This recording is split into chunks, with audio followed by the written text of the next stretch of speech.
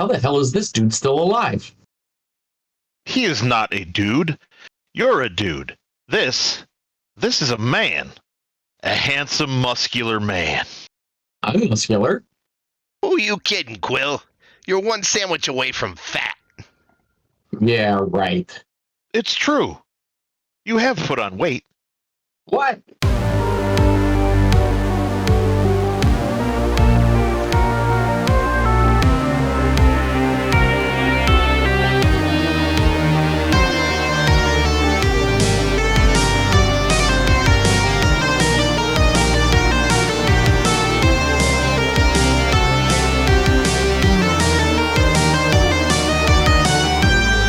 It's number 11.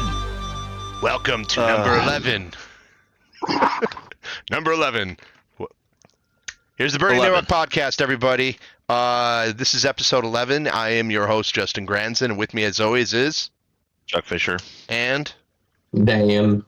hey guys, Dan. how's it going? I'm Dan today. So, been a busy week for me. How about you guys? What have you guys been doing? Yeah, it's been a busy week for me too. Yeah, anything You know, to talk playing about? playing a lot of Diablo, watching TV, working. Yeah, those Working, things. maintaining Working. homeostasis, breathing in, breathing out. Eating. I played a little bit of Diablo, just a little bit. Yeah, a Yeah, little. yeah. You kind of like you were already like all in, but like now you put like both feet and pulled the pants all the way past your butt and past your nipples, almost to your chin. So like, what's going on, Dan? Tell us about the state of Diablo. Smothered Diablo all over my face. You just look like a helltide. I was unfortunately conned into going up to the Dells last weekend, so I didn't get to play as much as I wanted to. What did you do? Like 24 hours straight? I think all he Yeah. eats are bite berries and things like that.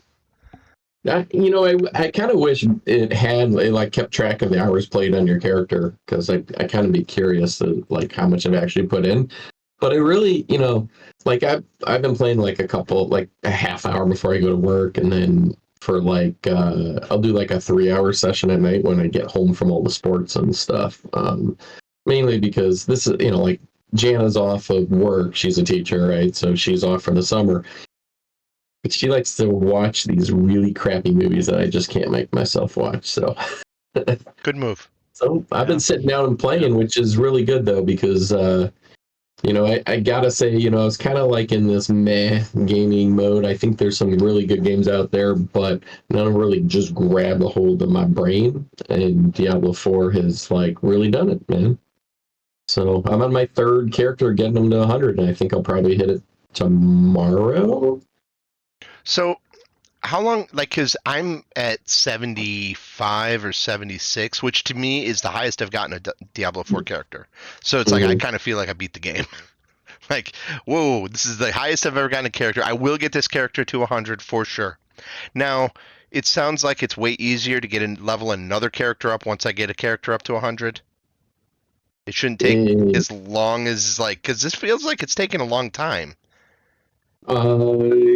So, it just kind of depends on how you play it, right? And what you're doing and whatnot. So Just me, get that I Blood went Maiden. I just do that Blood Maiden thing over and over and over again. Because I get the best loot. And optimal. It's not optimal for leveling. So Okay. once you get to Helltide 4, you want to be running nightmares pretty much nonstop. And so there's a reason, right? So the way they've designed Diablo 4, even more so than Diablo 3, is based on your build. Your build is super important for how powerful your character is. So what I did was, starting with season 4, and my first character, the Rogue, took me about 2 weeks to get to 100, right? And I put three times as much time and effort into leveling that character to 100 than I did the Barbarian, and like the Sorcerer, I think I'm at like 68 or something like that.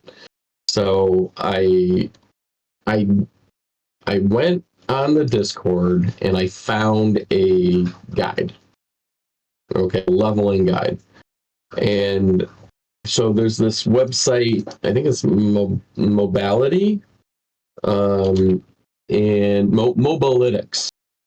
And people are using that to put their builds out there. And in that build, what they're doing is they're telling you in your skill tree what's the leveling path for the skill tree to be optimal, and the Paragon board, what's the path to unlock the Paragon board, and then your gear, what are the target aspects, and what are the target tempers and stats, right?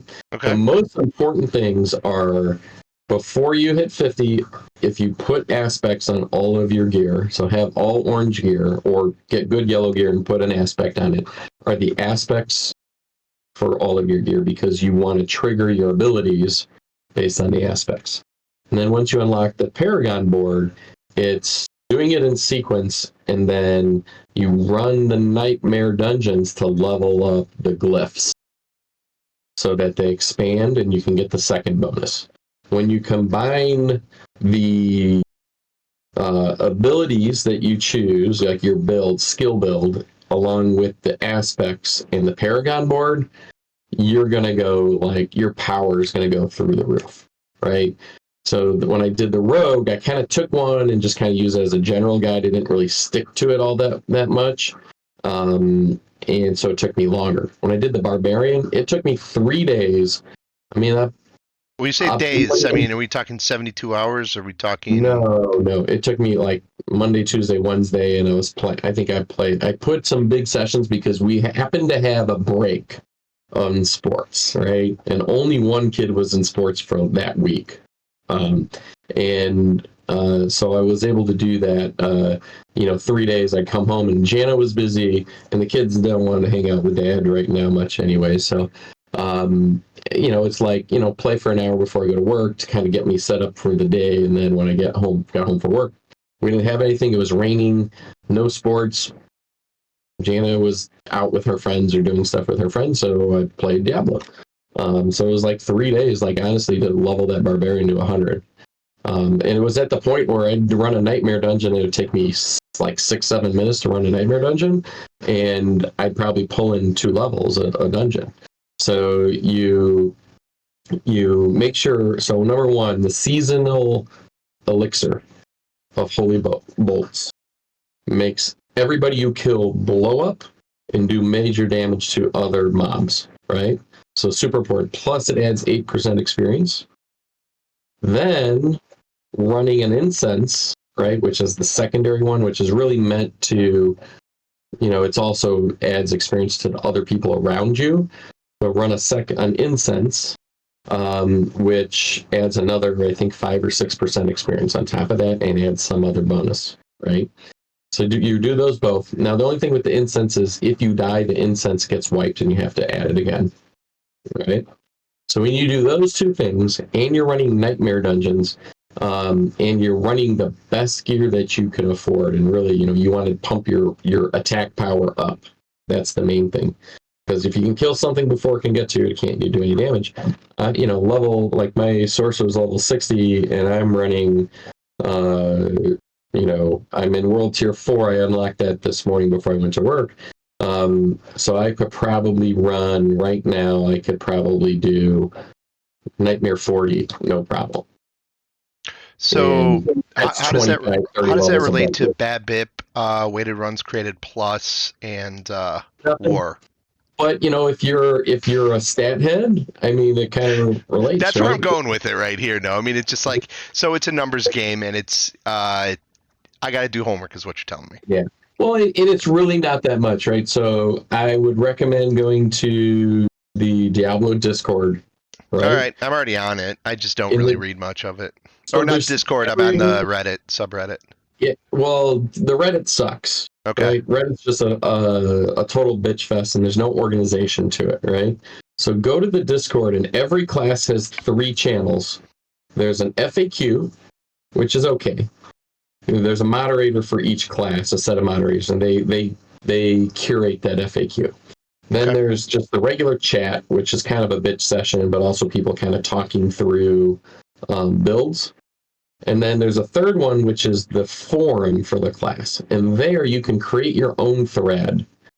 You know, hey, I need to do something. Can everybody help me? And it'll put you in there. But also, like, the guys that are really, really good at your class usually run their own thing there. And those are the guys that are pushing, like, the pit levels, like the really high ones. So they're the ones that are coming up with all the new builds and everything. And these guys, they run YouTube channels and Twitch channels, and they're trying to get followers. But they do a really good job of coming up with what do you do to level, and then what are you targeting for when you get to the end game if you want to push pit or push nightmare past 100 or whatever it is you want to do, right? Because the end game difficulty is off the charts, and I know they just patched it to bring it down a bit because it was so hard once you got to a certain point. But the rest of it's pretty easy. It's really just about, going from 0 to 100 as fast as you can so you can enjoy the end game, right? For people who have played a lot. Like Chuck, absolutely take your time if you want, because you're running the same content I'm running for the most part at level 100. Like, I'm not pushing pit. I'm not pushing... what's the other one? There's the other one with the insanely hard bosses that you and I were talking about this morning. The horn or whatever? The horn, yeah, the horn trials. Oh my God. Right? I haven't tried that. So I yeah, tried just Lilith, my experience. Scratch Lilith. My experience with the horn, I clicked it and it's like, cool, you go into this dungeon. I walked in there and it was like a dude was like a level 145 or 150, and I'm like, that's not gonna go well. Or maybe it's 125. There for 8 minutes once you go I in. walked in there, dead. Walked back in there, I couldn't. And this is like the skeleton dude that like was in front of the boss, killing me. And I'm like, okay. And then it said like I'm looking at the timer and it's like 8 minutes. Like 7.5 more minutes, and there's no way to get out of the dungeon. I just exited out of the game. I'm like, I'm done. I didn't wait around because I was just gonna keep dying, and then just until so that was a waste. Yeah. So anyways, that's how I've been able to level really fast. It's just following the guide, right? And then, as you get gear, like I really don't change my gear out too much, like maybe every 15 levels or so if there's a big power jump. Main thing is just getting the aspects. And then I feel like as long as you have the aspects and your weapons are the highest level you can get, you should be good until you can make a leap. So like I would leap when you go from world tier 2 to world tier 3, you go from regular class of weapons to sacred weapons, right? Mm-hmm. And then when you go from world tier 3 to world tier 4, you unlock the ancient or ancestral. Ancestral. Yeah. In Diablo 3, I think they're called ancient, right? But they're called ancestral. And there's ancestral sacred, and if you want the orange ones, always, for the most part, you don't want uniques yet unless it's really important for your class. I got some kind of cool uniques that really boosted me. The problem with that is you can't optimize the aspects on uniques for your build. So if you're going for a build like my sorcerer is Incinerate, and it's all about pumping out those are the guys that stand in them, still, and they go around in a circle and the flame shoots out, right? And it's all about, I'm just trying to pump up that damage and put up barriers and then increase vulnerable damage. And then you blast like Frost Shield or whatever, the one that freezes everybody by you and it turns them vulnerable. And then as soon as they turn vulnerable, Nova? I don't know. Yeah, Frost Nova, that's it, yeah. Yeah, and then as soon as they get hit by that, they go vulnerable, and then a boss is gonna go. It's like the Blood Maiden will be dead in like 20 seconds. So it's really all about getting your aspects to do that. Like my barbarian build and my sorcerer build, I don't even have an ultimate in either of the builds. Wow. Like I don't take an ultimate at all. And they're more powerful in general, especially killing groups. But now they're not optimized for boss pushing at the high levels at the end game, right? They'll get their butt kicked. They each have, like Sorcerer, you're going to go to another build. They're optimized for killing large groups and medium-sized bosses. So there's a science to doing it. I don't feel like it's not taking the fun away of it for me at all. I do enjoy like finding like my own stuff, and it's really interesting to see like Whirlwind Barbarian is not the only way to play it. Like it's not the only optimal build to level fast. There's probably 4 or 5 different builds where you can level really, really fast. And they're just whatever style of play you like that's the best for it, right? Cool. But if you wanna just play with it and kind of craft like you do, like Justin, I know you like to just kind of do tinker. anything. I just go. That looks like I just play for like what is fun to play, and I like flipping around and shooting through everything and then dropping ults and then traps and. Yeah, and I just really like right now. I really like just breezing through everything and watching everything blow up. That's cathartic. And I got my guys to 100, and I think I'm going to get all 5 classes to 100 before the end of the season. I think that'll be an awesome season. I don't care if I ever kill Lilith. Yeah, I'd like to just finish the game. I just played a level, so I'm at like 53, I think, maybe 54. I thought I was at 55, but it turns out I'm not. Just played a level that, a section that I did not enjoy. There's a giant snake in the swamp, and I was like, "Yeah, this." That is a very tedious mission. I burned through it, but it's it was just fucking snakes. I hate them. Like that's the one thing in this game that drives me nuts is all those snakes everywhere. I'm like, damn snake. First time I ran into them, I was like, damn it. Yeah. So that's the other thing that slows the leveling down, right? Is doing all the side quests. Yeah. I don't know, but I wouldn't worry. Like you said, Dan, don't worry about leveling up. Don't worry about any of that stuff. I mean, honestly, enjoy the playthrough. Enjoy the experience of exploring the world, the lore, and all that stuff. Because it's really the only time you get to do it is the first time through it. I wish I was doing it. Because, Dan, I know you are absolutely loving this. I'm enjoying it.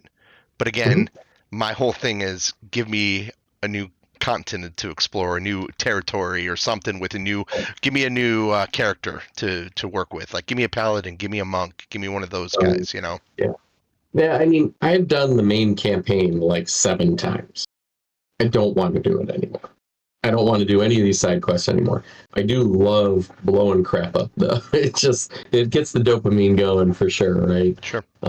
So it's fun, and it's just it reminds me, right now, it reminds me so much of running Greater Rifts in Diablo 3, which is just fun. Like honestly, I could hop on and do a Nightmare dungeon in 10 minutes, and I can hop off if I wanted to. Right, and I know I could get a bite-sized, kind of snack of gaming in anytime I want, and I can walk away anytime I want.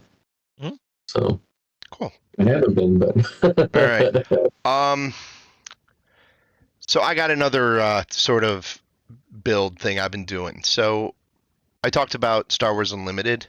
I'm gonna jump real quick because we got a lot to talk about today, and I just wanted to get this out there. I did my first constructed deck competition with real human beings ever last week, all by myself. Everybody was busy.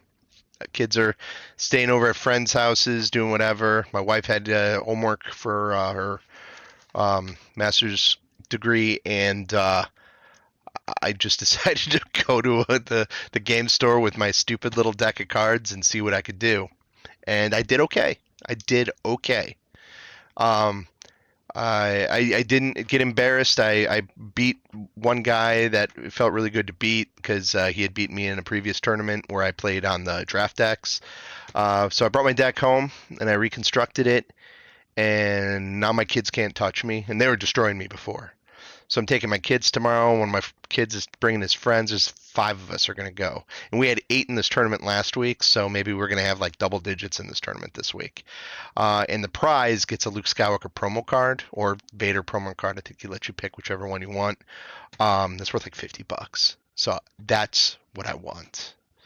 I'm going for it, and I'm super excited. And new set comes out next month, and I'm even more pumped about that, except for the fact that people that have been doing pre-orders are getting their pre-orders like sent back saying there's not enough stock for this, and I'm getting kind of concerned about this new set. And it's like, this is my obsession right now, and I'm hoping I can get some cards. So and it turns out they printed as many as the first set. So they printed X amount of cards for the first set. Did not expect it to be as successful as it was. But they already have sets 1, 2, and 3 already printed, sitting in storage, just waiting. That's just how they do these things. And then so for the first 3 sets, they're like, they underprinted. And cool. That's always a good thing. It is, but I want cards. I want to play the game. No, I know. I don't really care about the collectability is nice and all that is a side thing, but it's honestly such an engaging game. Like, and you know how I like board games, Chuck. We've had a lot of game nights and stuff, and Dan, we've talked about a million games. This is like way top for me right now. I have so much fun with this game. Yeah, so that's what I'm doing. So I'll report back next week and tell you how I did. Can I ask you how do you carry your deck? I wish I had my box here. I have a small box like this that just holds about 2 decks. It holds all my dice and markers, and then like my token cards. So and it was I got like 2 of them for $25 on Amazon. Cool. So why do you have like a deck of cards you need to? No, I'm just thinking about like product ideas for like stuff. And oh, definitely we could talk about that online, because there's some things that I think you could improve on some of these things. Yeah. So would you say you have a big deck at this point? Yeah, it's yeah. I would say it's actually. What is wrong with you? They limit the deck size. They don't let you in if your deck's past a certain size. Right. Yeah. And you do get a side deck also of 10 cards. Anyway, I did one other thing too, and then I'll let you guys talk about what else you did. I finished Star Trek Discovery this week. Oh. I watched the entire series, and season 5 was just okay. I was a little let down by it. I still enjoy the show. I liked a lot of the characters. Just a little too sappy sentimentally, didn't really hit for me. Especially because like the main bad guy in the season looks just like Shin Hati from Ahsoka. Like they filmed these things at the exact same time, or must have been right around there. The villains, like they are identical, same gray haircut with the bangs and everything, same thing. Yeah, so I couldn't get past that, and also the best character, Saru, he's only in like 4 episodes. Oh, and man, that's like the guy that I love in that show. So I only watched the first two series or seasons, and I don't know if I would say in those 2 seasons he's not my favorite. He's okay. Oh, he gets better and better and better. I love him. I don't know. I always like the characters like that. I always like that the weird character that's very close to the captain. I love Data. I love Odo. I love, like those are the characters I always gravitated towards. So I don't know, just because they always had the most interesting stories. Data being Pinocchio, or Odo sleeping in a bucket of water, or in a bucket as whatever. You know what I mean? You know what I'm talking about. And I don't know. I liked the characters. I don't know if I totally liked all the execution at the end of the season, and had some cool ideas and cool concepts, and I don't know. I guess what I'm most excited about is I can watch Strange New Worlds now. Yeah, and I'm super excited about that, because I think that's going to be absolutely 100% my jam. Mm-hmm. Yeah, it's really good. Have you watched Have you watched everything that's been out on it, Chuck? Just the first season. Okay. Just the first season. So I got to do that, and I'm going to watch Picard also. So those are going to be my 2 Star Trek shows that I'm going to get into. You guys get through anything else this week? I did not. Just Diablo, huh? Just Diablo. Got some projects done around the house. That's about it. Yeah, I think we watched. I don't know. Watched like Chicago Fire or whatever, like stuff like that. But gotcha. Yeah. Nothing you talk about. I've been like tuning up my 3D printer and just trying to get this thing to roll better. And we got 2 Helldivers helmets completed. We're just painting them now. Bought like welding visors to put the visors in. We've got like padding for inside the helmets for him. I got to do one more, but man, just one piece comes out perfect. I go and send the next one, and then like the supports just completely fail, and and so I have learned slower, thinner lines, hotter. I've changed nozzles. I've put on harder material nozzles. I'm going through the works with this stuff, and it's so rewarding and so frustrating all in one. But I enjoy it, but it is not easy.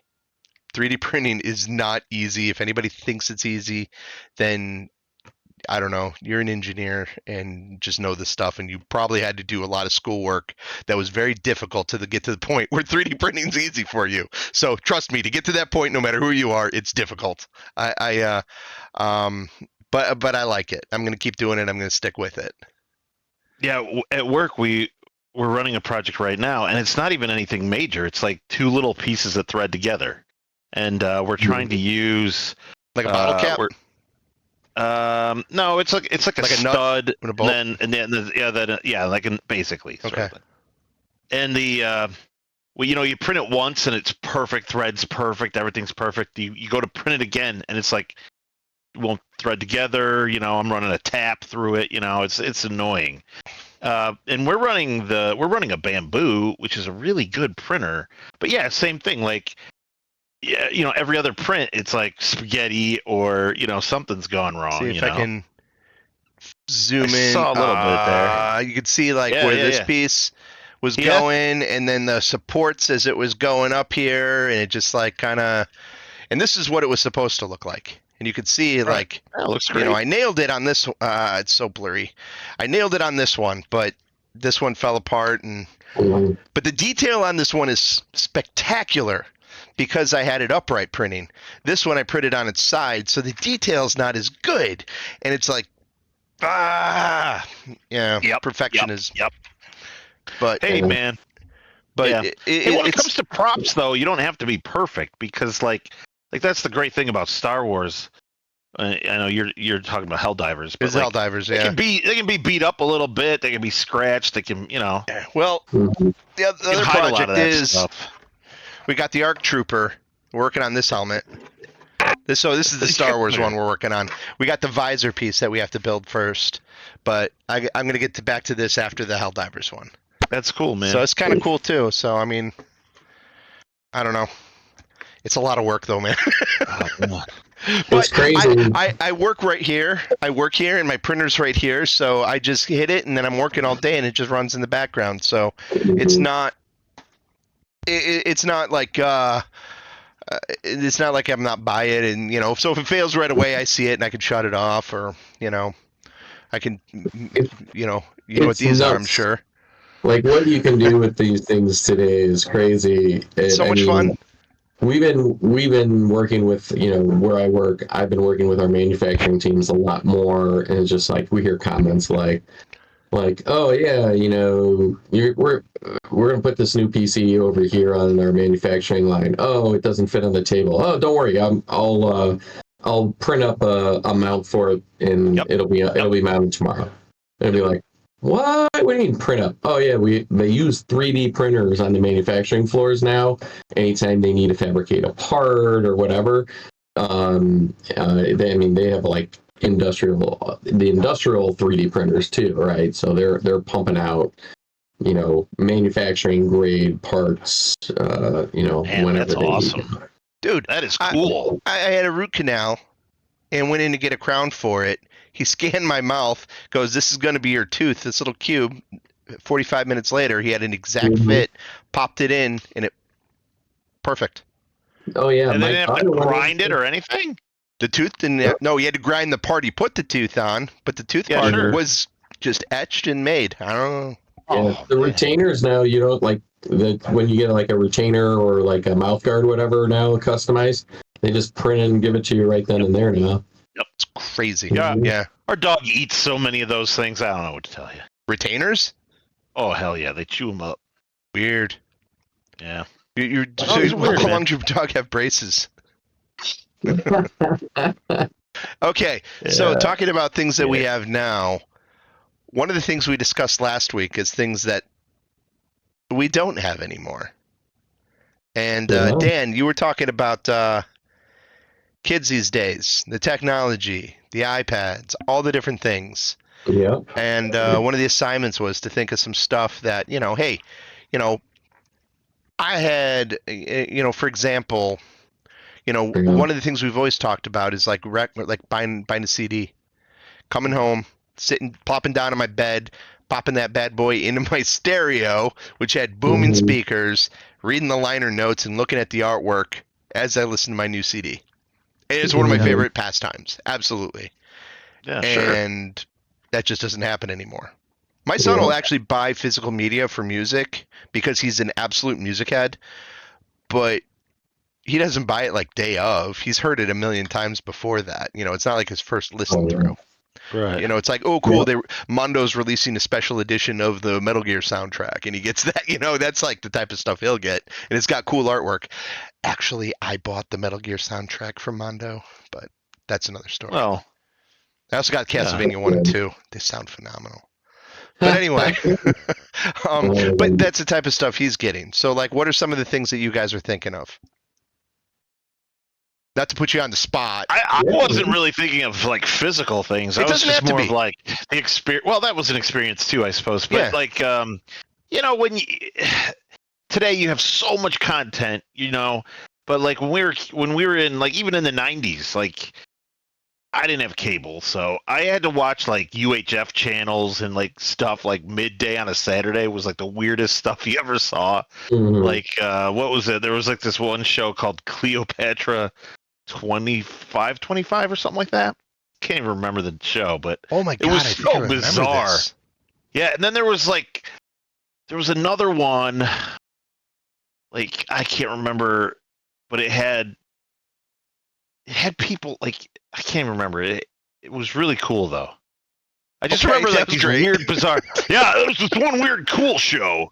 No, I don't know. Just like sometimes you would come across things. That's what I'm trying to say, I guess, is that you're forced to, unless Yeah, because you didn't have internet to be able to go and search a YouTube, go down a rabbit hole, and then become a QAnon. Yeah, like you don't have that opportunity. I mean, but I don't know if I would do that, but like so like one of the things I would do would be like, I watched a lot of stand-up comedy, which you can obviously watch way more stand-up comedy now. But like, the mid 80s was like kind of like the comic relief like boom of comedy when it came to like a lot of stand-up comedians and everything, and you had like a lot of shtick comedians like Gallagher or Carrot Top or that dumbass with the puppets, and that kind of stuff. And Jeff Dunham, that's who it was. And or you had all that kind of stuff. But then said like Robin Williams and George Carlin was still kicking and all this other, so I watched a ton of stand-up comedy. I would stay up late and watch stand-up comedy. But then after all that would be over, like MASH would come on. Yeah, and I just leave the TV on and watch MASH, and until like Star Trek the original series would pop on, and then I'd watch an episode of that, and then I'd fall asleep at 2 a.m. Right. So I had a lot of those types of memories, and like that kind of stuff was just like because that's all there was that interested me on the television, and I had no other choice. I could read a book, I suppose. The other show I was talking about was called Jack of All Trades. That was with Bruce Campbell. Yeah, and he like the Napoleon was in it. And stuff. And he like get a carpet and they like rolled him out and everything, and he was like a little guy too, right? Yep. Yeah, I remember that show, Jack of All Trades. Yeah, I love Bruce Campbell though. Yeah. What about Chuck? You didn't have cable, but maybe you got it a little bit later. What about the intro little clip in front of all movies on HBO? Dude.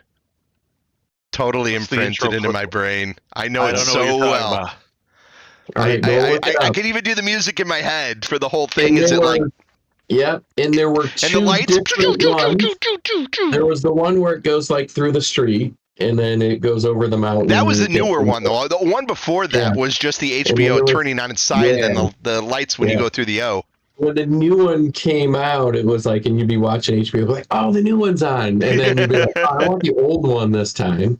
Yeah, totally remember it. No, I knew exactly what you're talking about, Dan. Yeah, and then the THX. Oh yeah, sound, right? I used to have that when they first started doing like MP3s. I remember getting that to be the startup sound on my computer. So Nice. remember when you used to do startup sounds for your computer, and that was like one of the cool things to do. You can still do startup sounds. It's setting all, like, I used to have everything on my computer customized, every beep, like I had, when I do shutdown on Windows 95, it was C3PO, so it would go like, if you don't need me, sir, I'll be shutting down for a while, that one. Nice. But that kind of stuff. Going to Blockbuster on a Friday night, For sure. get off of school and running there to get there before the line. Because I don't know about you guys, but sometimes it would take a half hour in my Blockbuster to get, once you picked out your movie, to get through the line and check out. What? Well, you were in LA. Yeah. Dude. Well, I he's never also had running home from had to wait school. a half hour to get my movie. No, never. Never. Like maybe 5 minutes would be like insane. Like, oh my God, it was so busy. I had to wait 5 minutes. Yeah. And that was because I had somebody up there was paying with pennies. Mm-hmm. That HBO thing does remind me of that CBS had like that special that would spin. Yeah. Like CBS special or whatever. Yeah. Mm-hmm. Special presentation. Or the more you know, NBC. Shoot across the screen like a comet. Yeah. Well, our kids see that a lot because it's kind of a meme on like a lot of the. Yeah, YouTube it's videos. true. Well, they start with the G.I. Joe PSAs. Those memes. Yeah. Something else, I thought was, kind of like nostalgic was me and my buddy, we would ride our bikes up. It was probably a couple miles away, but we would ride our bikes down to the liquor store to buy baseball cards and candy, right? And it was down next to like the gas station where we were. It was like we had a ride over the highway, go over the freeway, and go down a street and whatever. And then, but we didn't have cell phones, right? And so my mom would want us to call back, and so you have to find a payphone. I know what you're going to do. We'd call collect and go, you get like 10 seconds to say your name and be like, right, Mom, it's me, we're here, we're okay. And then we had to do it when we were going home. And be like, collect call from Mom, it's me, we're here, we're safe. That kind of stuff. That was true. Yeah, my sister did that a ton. Mm-hmm. Yeah. Classic move. But yeah, man. And then some of the, just cultural things like Baby Jessica falling down a well. And like how everybody was glued to their TV. Oh, hell yeah. Yep. Mm-hmm. Yep. Then what about, like, I don't know about you guys, but I flew. What are you laughing about? Dude, you had a ghost. You had a ghost. Yeah. He thought he was getting sneaky, but no, he caught him. Justin, he was over here playing Roblox with his buddy. So I flew a lot when I was young. And when I flew, your parents, before 9/11, could go all the way to the gate with you and pick you up, or drop you off and pick you up. They didn't have to wait. You didn't have to wait out on the street, in the car. Back then, there were places out in front of the airport where you could leave your car unattended for 10 minutes while you picked people up on the curb. Where today you can't even get to the damn curb because people are double parked like 4 lanes over. You could go also an entire school year without having to do an in-school shooting drill. Oh, yeah. I never did an in-school shooting drill, so yeah. What's that? I never had to do it. That was the joke. Yeah, that's what I was saying. Yeah. But didn't you guys have to do tornado? Duck and cover? Tornado and fire. No, duck and cover was stupid. No. We didn't. That was our parents. We didn't have to. You had to do duck and cover. Yeah. We were told that we were fucked. So hey, if you see a flash of light, you're dead. So we're not going to worry about it. No, if you duck and cover, the lava goes right over you. I remember doing that in Skokie in kindergarten, first grade. I remember doing it in Texas, and I remember doing it in LA, like in 4th grade. Bro, we would do like the severe weather, where they would put you like in the gym, and you'd have to put your hand over, but we wouldn't go underneath a desk or anything like that. They would have to take you into that was like a hallway cover. Well, the duck and cover was originally for nuclear, but the duck and cover was originally for like nuclear war. Oh, I know that. Yeah, so we didn't have to do that. They just they're just like you're dead. God. Yeah, What a horrible thing. You know what? I'm glad my kids don't have to do that. But my daughter, she was in high school, and kids would take their water bottles, and they'd put the cap on it, and then they'd twist it till it popped. She was so terrified that there was going to be a shooting. Like every time one of those went off, she thought it was a gun. Every time. And that is no way to live. Like I hate the fact that my kid had to suffer like that. That sucks. Yeah. Yeah. But all right, what about some other stuff? So like one of the things that it's just like you talk about Blockbuster, and this is like I don't know if it fits exactly what we're talking about, but it's one of the things that we used to have to deal with all the time. So there'd be an album that would be out of print or a movie that you just couldn't get. If your video stores that you all went to didn't have a copy of The Seventh Seal, you're not seeing it. You had to wait till DVD when Criterion was going to make an edition, put it out. That's the only way you're going to get to see this because, maybe Turner Classic Movies, that's a possibility, something like that. But bootlegs. Huh? I'm kind of going through that situation right now with a movie I really want to see again. And it's a movie called Crime Wave. You guys ever see the movie Crime Wave? It's got a bunch of no names in it. Does not ring a bell. It's got a bunch of no names in it, but it does have some really, really powerful people that made it. From 1954? Nope, 1980s. Crime Wave. It was done by Sam Raimi and the Coens. And it's absolutely hysterical. And wait, it's on Blu-ray, though. Huh? It says it's on Blu-ray. Is it? Yeah. Okay. I was under the impression, and bad of me. It's the very first thing that popped up on mine. How much so is maybe it? Somebody mocked this. I don't know. This is a review from 2013, Blu-ray review, Sam Raimi's Crime Wave. And they released it? Yeah. Okay. How much does it cost to buy, though? I mean, this is just a review of it. Okay, but because this is a movie that Sam Raimi does not want ever released. $21.83 on multi-format DVD, other Blu-ray DVD, otherwise DVD from $3.51 on Amazon right now. So otherwise, streaming free on Prime Video. Well, it's from 1985. Sam Raimi. It's streaming free. Dude, I'm eBay. Watching it right now, and it's got the crazy-eyed dude. Yes. Okay, this is me needing to do some research before I talk about stuff. Hey, on eBay you can buy it for $20 on Blu-ray right now. Okay, I think this is an absolute classic. This on Prime, we could do a watch party. I am very happy about this right now. That the fact that it's out there. Okay, so this is a movie that wasn't for 2 decades. This thing wasn't getting released, so it must have just gotten released in 2013. And I just recently heard about the movie again. I made the assumption that they didn't release this. Apparently, they released it everywhere. I'm super happy about this. Hey, was this in theaters? That was Bruce Campbell, by the way. Bruce Campbell's in it. Bruce Campbell? Huh? What do you mean that was Bruce Campbell? Bruce Campbell is in this movie as well. He's a small role. Sure, he would. Isn't he in all of his movies? Most all his movies, not all of them.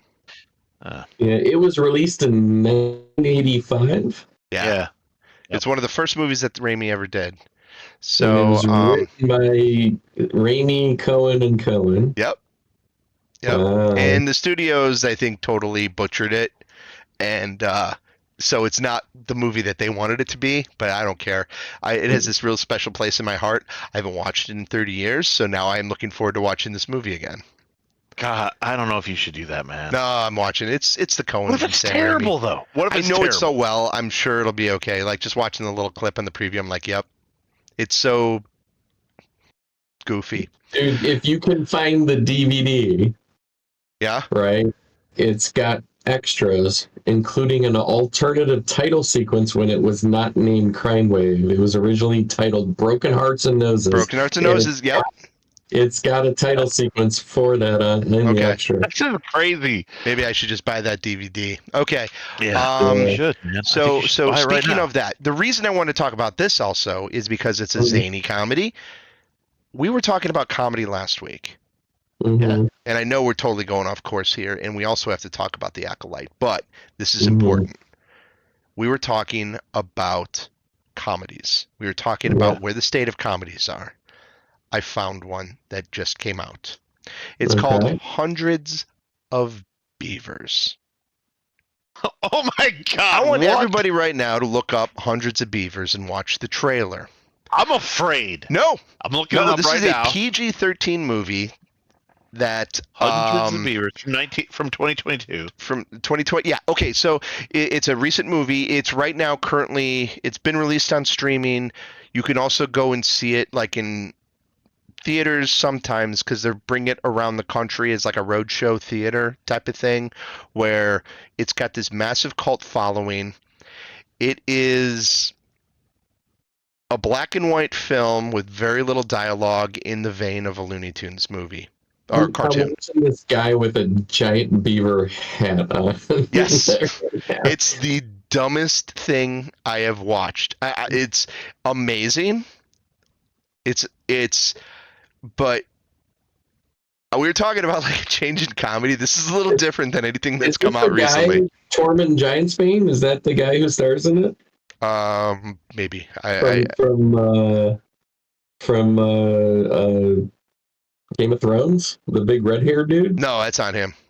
Oh man, it looks just like him. I know who you're talking about. It does not. It looks like him. It's not. I'm pretty sure that's not him. Okay.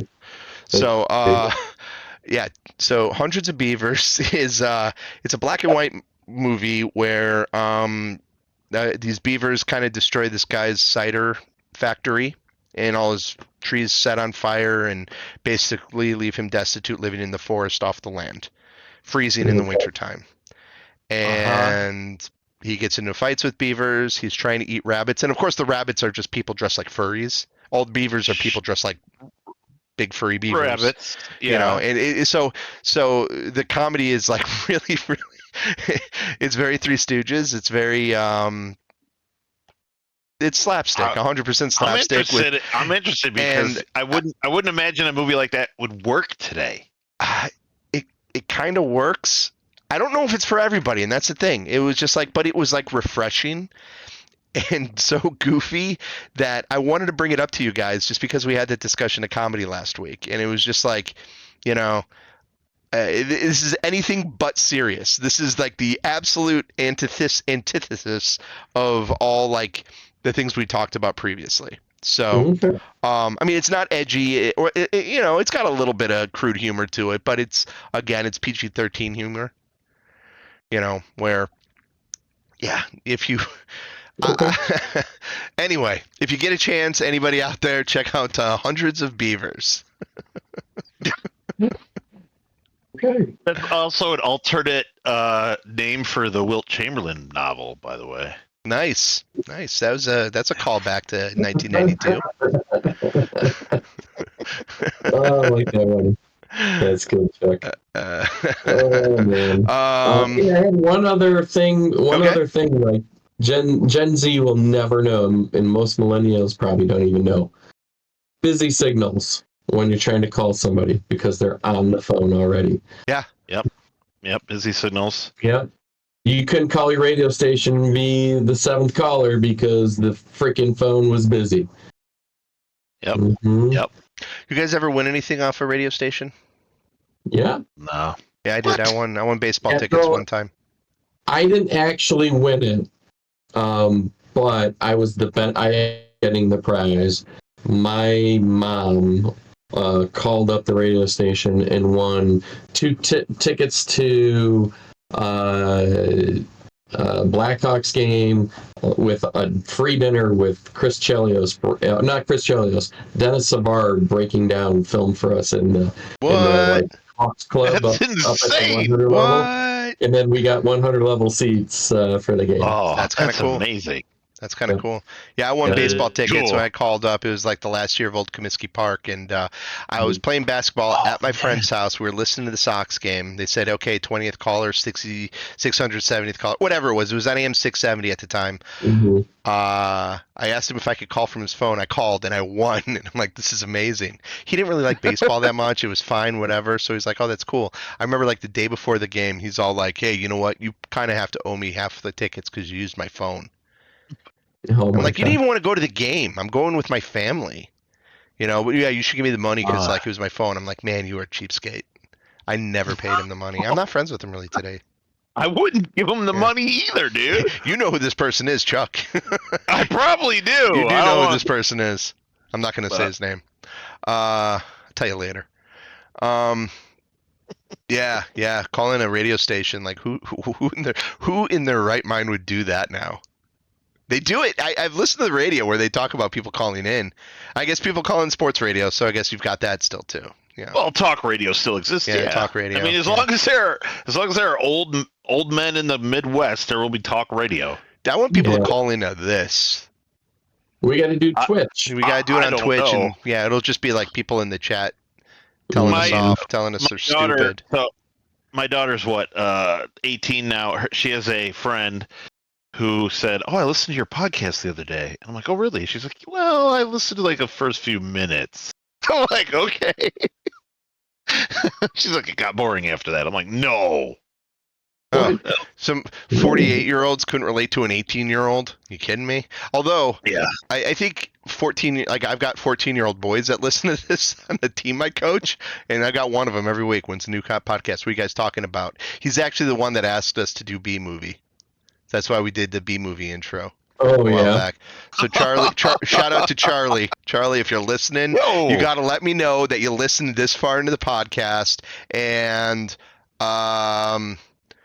Green Pelican. You have to say to me, Green Pelican. And that's how I'm going to know that you listen to this far into the podcast. You just walk up to me next time, game, just say Green Pelican, coach, all the way. And if you got any other kids that listen to the podcast on the team, say Green Pelican as well.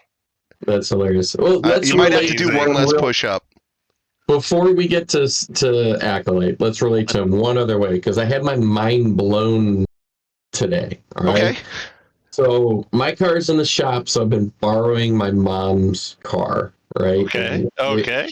She and her husband have an older, I guess my stepdad, but Harry, if you ever listen, you're awesome. I know my mom's been listening to the podcast. Harry's awesome. Whatever. So I borrowed his car, and they have an older Harry. Yeah, Harry's great. He's like grandpa to my kids. So nice. Harry, love Harry. He's got an older Lexus, right?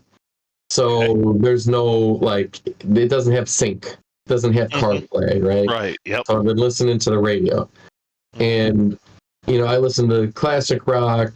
Classic rock being 90s rock and early 2000s rock for the most part.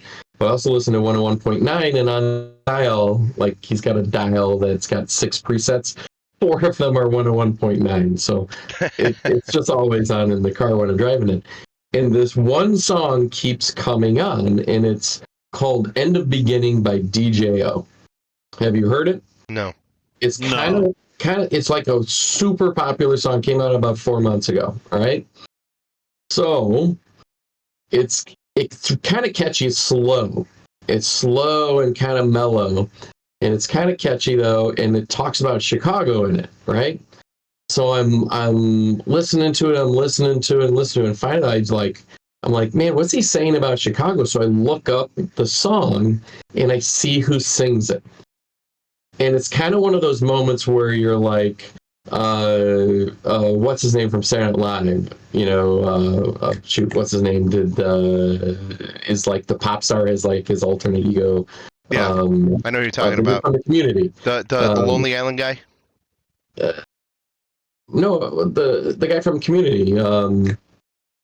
It's from Saturday Night Live and Community? Yeah. Chevy Chase? No. That's the only... not from Community. Not from Saturday Night. He's from Community. Oh my God. Oh Jesus. Shit. What's his name? Which one? Which character? The black dude. What's Donnie Glover? Danny Glover. Yeah. Donnie Glover. Yeah. Oh, you're talking about. Okay. What's his alternate ego? Childish Gambino. Childish Gambino. Yeah. Thank you. God. Sorry. I'm 48. I'm old. I can't remember shit. It's okay. I can't believe I nailed that. Oh, all right. So DJO is Joey Keery, who is Steve from Stranger Things.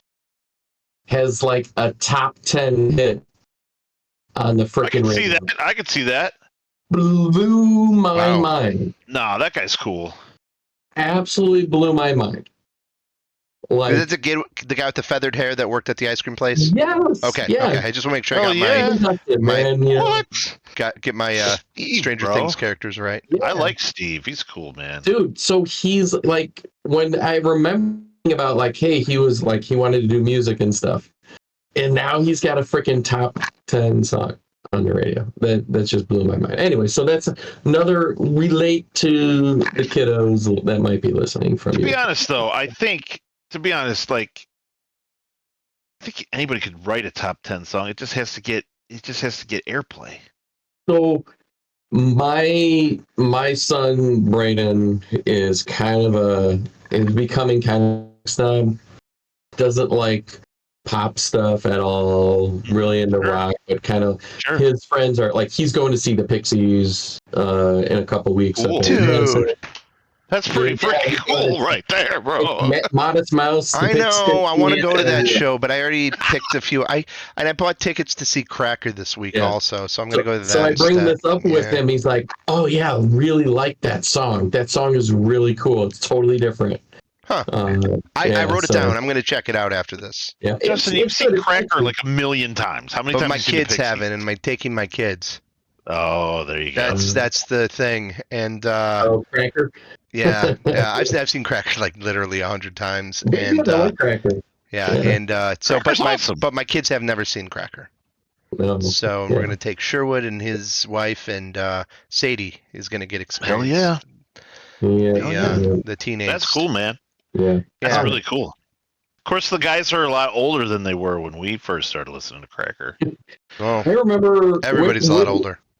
What was the one place we went and saw him down in the city where it's like the Lincoln Hall?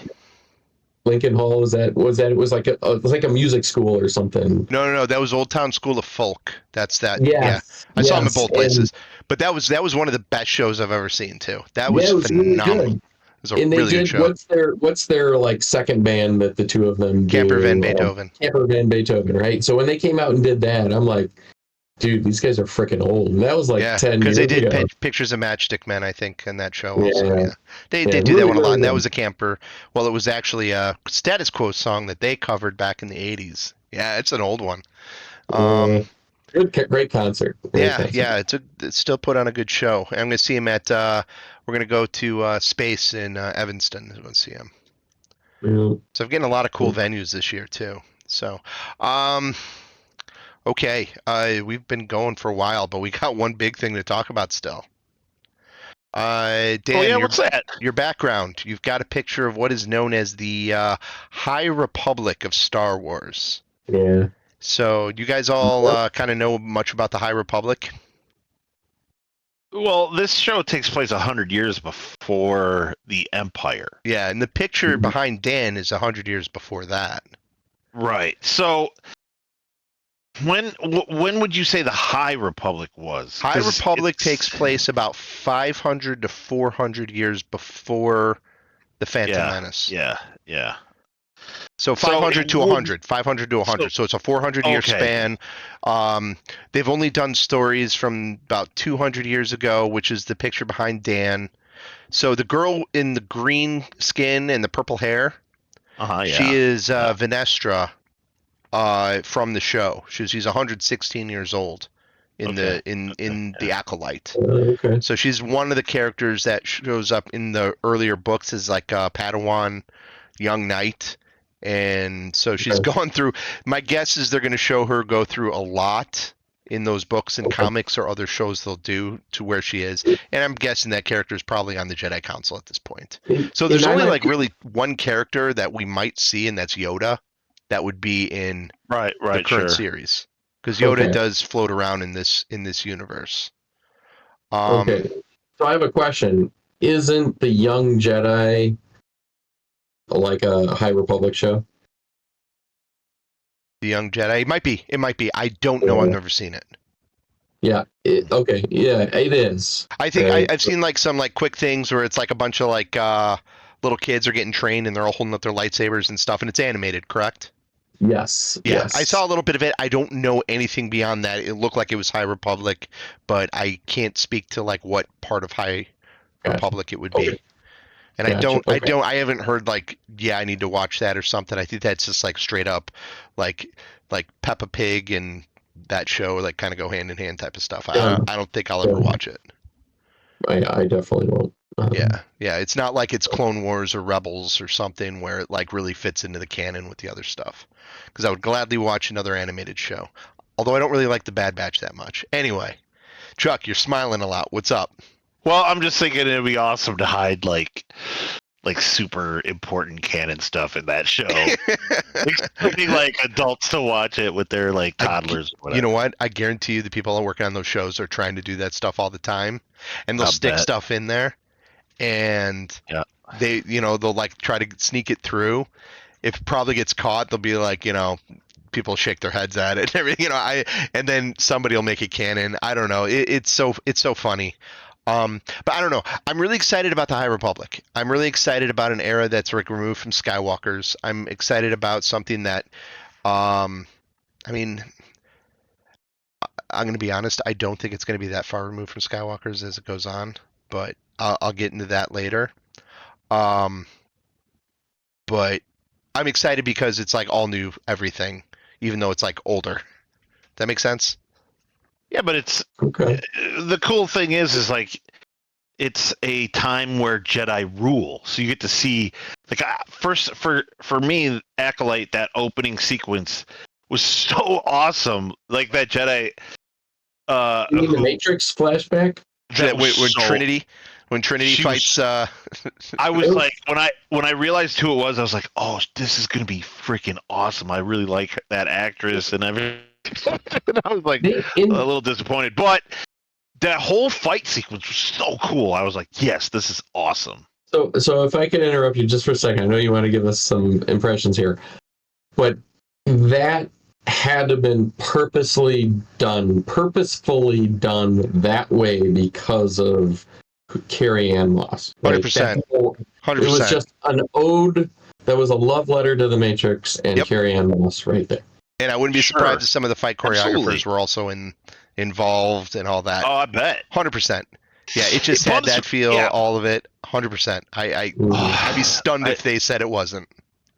I'd like to see more of her character. You will. You will. Well, I'm sure I will. She's been in the trailers. She's been in the trailers. They're going to have flashbacks. Okay, so the entire thing is like about some. I really like the mystery aspect. In a lot of ways, this kind of reminded me of like watching Fallout. Yeah. Yep. Where they're kind of like throwing in some like things where I'm so happy that the twins reveal was like right away, and I didn't have to waste half a season. No, like me knowing, oh, well, there's two of them. Are they just gonna like let everybody else know? But they got to it right away. I'm super glad in the second episode when she witnessed the other one die from poison. Yeah, thank you. Spoiler alerts. I'm gonna put spoiler alerts all over the front of the podcast too when I put it out there. So we're going deep. I don't care. You should watch that episode before you listen to this. Every week we're going to talk about this. There were 2 episodes. I mean, every week they're going to release an episode and we're going to talk about this. I want to. I just want to talk free and open about it. So I'll put spoiler alerts in the notes. There you go. All right. But yeah, no, like, so I'm super happy that when the second Jedi takes the poison. And she's there, and I'm like, oh, are they going to set this up like, oh, look, she murdered? And the other guy that was skeptical of her is like, nope, I was following her. She's good. She just came by after he was dead. Super happy about that. But I love the mystery of like, what did that Jedi do that was so bad that he was willing to kill himself? What did they do so much that this girl wants the 4 of them dead? So that's kind of like the fun mystery, and I think they're going to have some flashback sequences because you've seen if you watch the trailers, Carrie Ann Moss is in some of those. Good. So I'm pretty sure we're going to get some flashbacks, and also I'm not going to talk about that. We'll talk about that when it happens down the road. Oh, well, you know the whole show already? No, I know about an item that's going to appear in this show that's going to piss a lot of people off. Oh, right. I'm just going to leave it at that, and we'll talk about it after it pisses you guys off. Cool, I can't wait. Or you're going to think it's the coolest thing ever. I don't know. Off about anything in this show. Yeah. Huh? What's that? I don't see myself getting pissed off about anything. It was more of a joke. It could. I mean, if it's the plans for the Death Star, I'll probably be upset. It took a long time for them to make that Death Star. Yeah. Shut up. Shut up. No. Shut up. Okay, so I did say earlier that I think that this is going to connect to Skywalkers. And I say that really, really loosely. Okay, so if you watch Phantom Menace, Mace Windu's character says the Sith have been gone for 1,000 years. So we talk about the High Republic being about 500 years to 100 years before Phantom Menace. Right? But 1,000 years before Phantom Menace was the Sith Wars, which is hopefully like another era that they can explore. You know, and so the Sith have been gone from that time, but obviously we know Sith have been in the background. So my guess is, so like 200 years in the High Republic, when you saw the picture that he had there, all the novels and comics that have come out before that, the evil force that is fighting against the Republic then are the Nihil. And they're these weird ass space pirates that kind of take over hyperspace lanes and disrupt a lot of things, and like are almost like have these like very terrorist type attacks on the High Republic, and that's kind of as far as I've gotten when they're disrupting hyperspace lanes and things like that, which was kind of cool because they're doing some cool stuff in there and like some neat Star Wars things. But I don't know how that gets resolved. I don't think that's been resolved yet, but of course that's 100 years before we are in this story. So this story starts off with an acolyte who is, you know, following, you know, I mean, the name of an acolyte is somebody who's following a religious person, you know, as a student, as a follower, or like a big fangirl, you know, whatever. Sure. Anyway, so she isn't necessarily a Sith, you know, right? But she is somebody who is an understudy or a follower of the dude that lights the lightsaber, who I'm not necessarily convinced isn't the guy who makes the poison for her, by the way. That's one thing. That would be awesome if he was, like, if he played dumb. That'd be pretty cool. But he's not dumb when you talk to him. No, he's not dumb. No, he's not. You know, he obviously knows a lot, and he says, and there's like a Sith mantra talking about like fear is power and all this other stuff, and he says like one of those lines in his speech, and I forgot what it was. So it's just like, I don't know, that was kind of Sithy. Maybe he's a Sith, but you know, is that Darth Plagueis, who becomes Sheev Palpatine's master later on down the road? Sure. You know, there's always that possibility that the person that is that Sith becomes, you know, because I think it's like we're still like 20 years out before Palpatine would be even born yet. Something like that. I think that's what, like, it was worked out. But there's some really cool stuff in the comics with Darth Vader and Palpatine also, where after the Purge of the Jedi, or during the Purge of the Jedi, one of the things that Palpatine makes Vader do as one of his tests, early tests, is to go kill a Jedi without using a weapon. Right. So they're totally planting seeds of like the Sith master thing. So I'm guessing this dude also has a master, and he's working on getting an apprentice right now, obviously to overthrow his master, because that's like what the Sith do. So these are the things that run around my head when I watch these shows. You know, I don't focus on the silliness about the dude not wearing his shirt and getting told to put his clothes back on, where people, you know, I don't. That's just filler for me. I go like deep in the lore on this stuff, and I completely nerd out on these things. So I look for all the Easter eggs out there. Huh? People were upset that the guy had his shirt off. Like, people were upset about that. It's like the complaints about things that Disney does with Star Wars and everything. So I gotta admit, I'm having a hard time getting past a couple things in the episodes that are just freaking dumb. Just like what? Totally dumb. Let's hear it. Well, one, the shirt off, right? See, people did get pissed off about it. Well, why? What? I mean, granted, I don't see what the point was of it. But... I mean, it is so in your face and up front, and the guy is like, it just reminds me he's like the Dobbler. If you ever remember the old show Coach Dobbler? He's like Yeah. that Jedi. What's his name in Yord. the show? Yeah, Yord. Yord. Yord. He's like he's like the class clown Jedi, right? Because but he's not. No, he's not. I don't know. No, Yeah. Yord is the Boy Scout Jedi. He is the 100% by the book Jedi, and everything he does is exactly what he was taught, and he won't break any rules, and he follows everything to a T, and he thinks he's so confident in himself, but at the same time, he takes his shirt off because he's steaming his clothes to make sure they're perfect, because he wants everything to be perfect, his mannerisms need to be perfect, and he gets caught off guard like 3 times in those first 2 episodes where he's not. So when he's like sitting really comfortable in Osha's room, and he gets up and like kind of like has to fix himself, or when he like goes like, hey, this is how we capture this person, he goes by the book, and that girl's like, no, let's do it this way, let's think outside the box and do it this way, and he gets shut down. It's because he's trying to do everything by the book, and that's why he had his shirt off. It's dumb. He's dumb. It's a dumb character.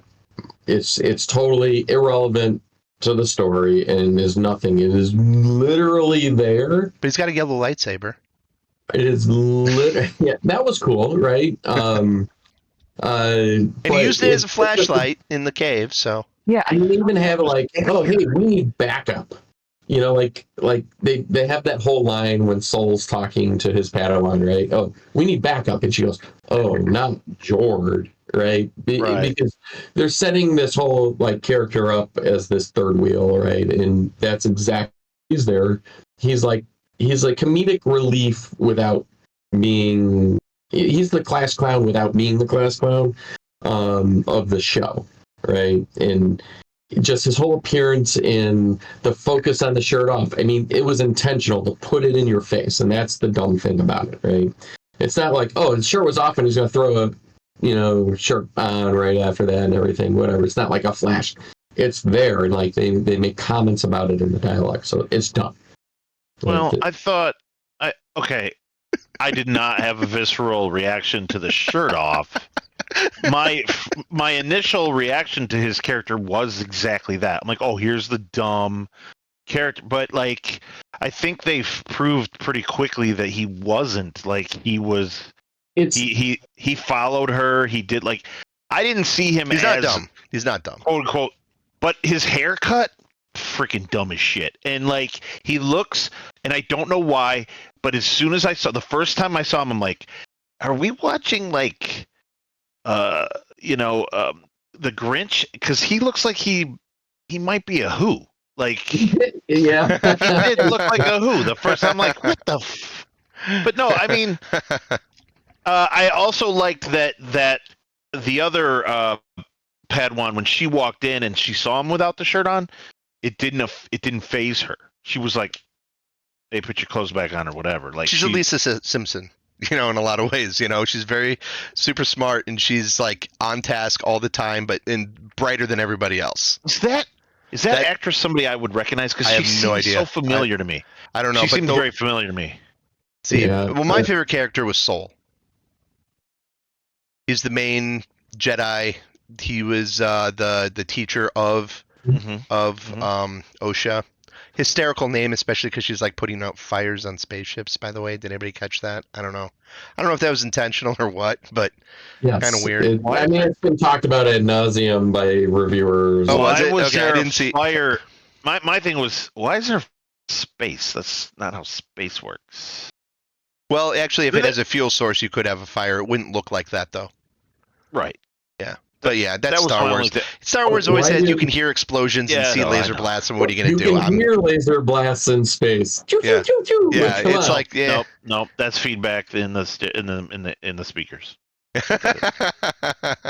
Yeah, try to explain it away. I get it. I'm fine with it too. Anyway, but the character who plays Soul, the main Jedi investigating and following everything, he's the main character from Squid Game. Yes. Oh yeah. Okay. Yeah. You know what? His voice kind of annoys me a little bit. I don't know why, but it's just like there was just something about his voice that drove me a little not nuts, but just like. But you know what? That's just a stupid thing. It's like no reason to bash the show or anything. I think he was a very cool character. No, Dan had his second one. Yeah, Dan, go. I have more dumb stuff. All right, and this is, to me, this is like common themes, or not common themes, but like all these, not all of the Star Wars shows, these dumb things in them, but it seems to be like when they try to go for a, you know, a little bit of comedy, a little bit of cheesiness, you know, they're trying to spread the Star Wars like audience and make it more like, Andor, I think, is the pinnacle of Star Wars shows, right? Like, I still think Rogue One is the best Star Wars movie. And it's because they take it more serious and they mean that way. So you need it gritty and dark. This one, this one can't decide. I don't like You're this. You're contradicting your argument from last week. Well, no. I'll go. That wasn't last week. It was a few weeks ago. But yeah. Anyways, dumb stuff, right? Dumb stuff. Talk about dumb stuff. More dumb stuff. All right. So when they go to the Trade Federation ship to arrest her, the Yord comes on that ship. Yord. Right? Why? Y-O-R-D. Yord. All right, whatever. Yord. I love it, by the way. Yord's my favorite character now. Yord comes on that ship, on that prison transport ship. They arrive on that prison transport ship. And then the prison transport ship leaves with Osha without the two Jedi and without the witness. How did they leave the Trade Federation ship and make it back to Coruscant before the prison transport? How did that happen? Yeah, I mean, that does make sense. Or if they're two different ships and they never show them show up. You know, it's like this whole sequence of them. No, they did show a ship, because like when they were on the bridge, didn't they show the Jedi ship come in? But the prison ship had the same shape as that ship that came in. Okay. Similar, but I don't think it was the same. I was planning on doing a rewatch this week of it, and this is something I'm going to take note of. And one of the things that I do know is one of the main Jedi ship breaks into two pieces. I saw that. That's hyperdrive. That's not. Is that a different ship? That's not in those scenes at all. Okay, right, so that's the first thing I thought was done. So Yordi LaForge and Porcupine Face go to investigate OSHA violation. Yep. Okay. And they arrest her and they put her in the same ship. You're saying that they put her in the same ship she came on with the robots, the awesome robot chairs, the robot chair pilots, the best robots ever. The sequence makes it look like they put her on the same ship they arrived on, and then somehow made it back, because like they only show the one ship show up. But they don't show them taking her off that ship. They could take her on that ship and just like some time passes, they put her on a ship and then like get her sent off. Like the next thing is the Trade Federation isn't like they aren't like, oh, a Jedi ship and a prison transport just showed up, right? But they could have taken her on the Jedi ship to a prison ship and then done that, and they just didn't show it. Like, I don't know. It was like not anything that I thought I had to think about. I'm gonna go and look back. I'm gonna like pay attention to this now though, and see how it all comes together. Next dumb thing, right in sequence, they take somebody who they say killed a Jedi Master and put her on an unguarded ship with a bunch of other prisoners with no Jedi on it. Like she is so dangerous that she can, and she used to be a Jedi, right? That she is so dangerous, they put her on a robotic ship with no other people on it, no Jedi on it to guard her. Why would you do that? Also, I'll agree with you on that one. Stupid. I'll agree with you on that one. Why? Okay, here's the disconnect I have. Okay, because I don't feel like the Jedi Order is like college. I don't feel like you can just like fail out. Like you can leave the order. They can't just have freaking capable people just wandering around out there without any guidance. They did. So here's the difference. One of the things that they do, obviously, you saw the Jedi were getting trained at a young age. Yeah. They make a point to mention to her that she was brought in when she was 8, and that she was full of anger and she was full of sadness, right? So they make a point that she is older, because Anakin was 9 when he started, 9 or 10 or whatever, and that was way too old. So this is old also, but this might have been the reason that they had to make those changes with later on. You know, they make a point of it. I think that will come into play later on. But I mean, this is also a time of the Jedi where they're so arrogant. They think they got everything. They could do whatever. There's no flaws in them whatsoever. This is the beginning of the cracking of what the Jedi are and how they fall apart over 100 years until the rise of the Empire. That's what the whole point is. Because by the time you get to Phantom Menace and all that, the Jedi are so arrogant that they're like, oh, what? If you don't have a planet, it's not in the system. Don't worry about it. It was never there. You know, they just don't think that anybody can get under them like they do. And that's why the Sith are able to take over. So I'll agree. Yeah, that's a dumb move. I for plot reasons, you know. Yeah. See, I had one thing that irritated me in the whole thing. Yeah. One thing. And it's just what's that? No, go ahead. My one comment thing's a quickie, and it's something that's happened 3 times now. It happened in Solo, which I think is a very underrated Star Wars movie. It happens in Rise of Skywalker, which is the worst thing that Star Wars has ever done. And then it's now happened. Also starring Childish Gambino. Yes, also starring Solo. And they're working on either a series or another movie with him in it now. That would be awesome. I'm good with. I really like his Lando. And they did it in the first episode. And that is, somebody has to talk about some stuff and then just for whatever reason light up their lightsaber without any reason to have to light it. So like at the end of Solo, when Darth Maul appears, he talks and he stands up and lights his lightsaber. It's like, you're not fighting anybody. Why do you got to light your lightsaber? You're a hologram also. At the end of Rise of Skywalker, Rey has to let us know she's Rey Skywalker and then light her yellow lightsaber. No reason. She's just like with that lady there or whatever. She decides to light her lightsaber. And then at the end of episode 1 there, when the end of episode 1, talking about that would be the 3rd episode. Maze, or the 9th. Right at the end of the first episode, the possible Sith guy lights his. He's like, yes, no, you have to do stuff and you have to go kill a Jedi without a weapon. And he lights his lightsaber with nobody anywhere near him, but just to let us know, hey, I got a lightsaber and it's red.